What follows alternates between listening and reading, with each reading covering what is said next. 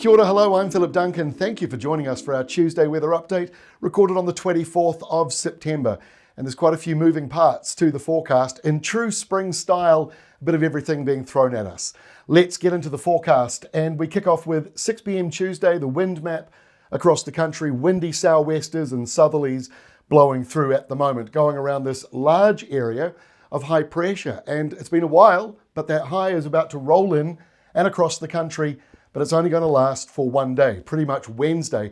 Then it starts to move away, although it may still linger for the top of the country for another day longer. Then it clears off properly by Friday as our next cold front comes through, and then that's followed by another big high. So we've got a lot going on, but it is that kind of rinse and repeat setup at the moment around New Zealand.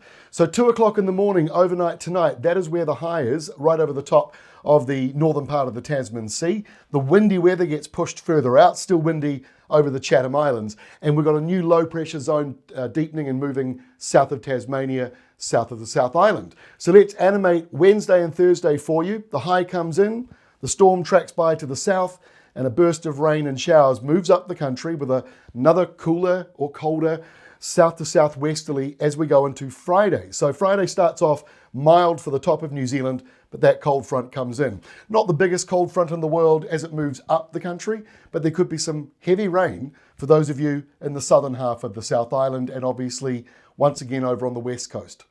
So let's kind of break that down. Here we are on Wednesday with this big high pressure zone coming in. A few lingering showers possible around Mahia Peninsula, Gisborne, Northern Hawke's Bay, and then also a couple of showers might come in with that nor'wester for the west coast. It won't be much. Mostly dry still on Wednesday.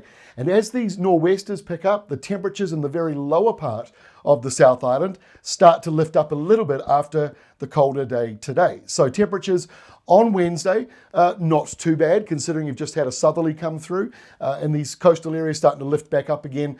Top of the country, not as warm as it's been, that south to southwesterly change, dropping temperatures around various regions, and of course drill down deeper on our website or app to see what's happening at your place.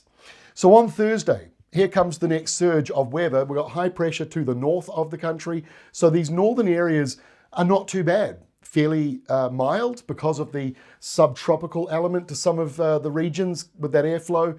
Mostly dry weather, or if not completely dry, but those winds do pick up. So the westerly flow picks up across Thursday, strong to severe gale winds in central areas. And then, of course, you've got the cold front, and that's going to drive in another burst of heavy rain. I know the west coast and Southland, you're both saturated in those areas. You don't want more rain, but unfortunately, you do have more coming through. The good news is it spills over into our hydro dams, so that is good news. And the other bit of good news is, followed by the colder airflow, there's a bit more snow coming for the southern ski fields.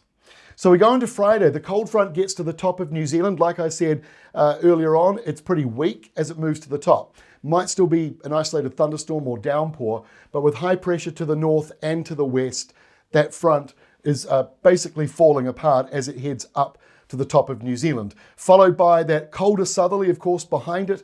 Maybe a little bit of snow for Mount Ruapehu and Mount Taranaki. It won't be very much though for those areas, but a little dusting of snow as that southerly comes in. And down in Southland, a westerly change starting to arrive already.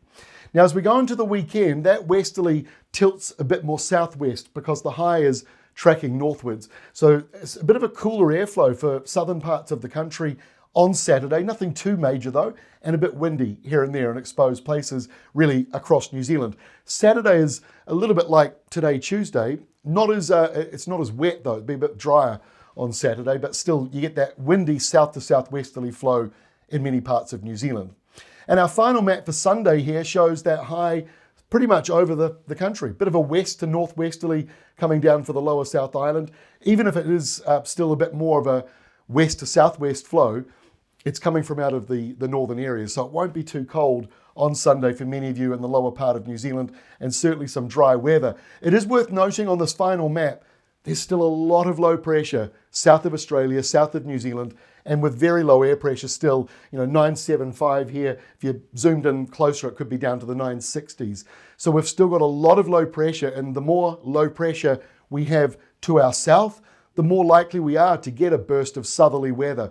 So Weather Watch maintains a high risk of a snowstorm, of a frost event, of cold wind chill going through into the month of October. Now, our next Climate Watch update, that's going to be issued in just over a week. We're issuing that next Wednesday. Now, yes, that is October 2nd, not October 1st. Why is that? Well, because the Bureau of Meteorology in Australia issue their next climate update on the 1st of October in our evening over here in New Zealand. So it's worth waiting for that update so we make sure that we have the freshest, most relevant information. But yeah, at this stage, La Niña is looking very borderline. We've been saying that all year. And by the way, we're almost in the 10th month of the year. So think about all the news stories you've heard from other outlets talking about La Niña, and we're nearly at the 10th month and it's still not officially here. So we'll give you the latest on that over the next week, next Wednesday, October the 2nd. Anyway, that's all from me for today. I'll see you again tomorrow with our next update.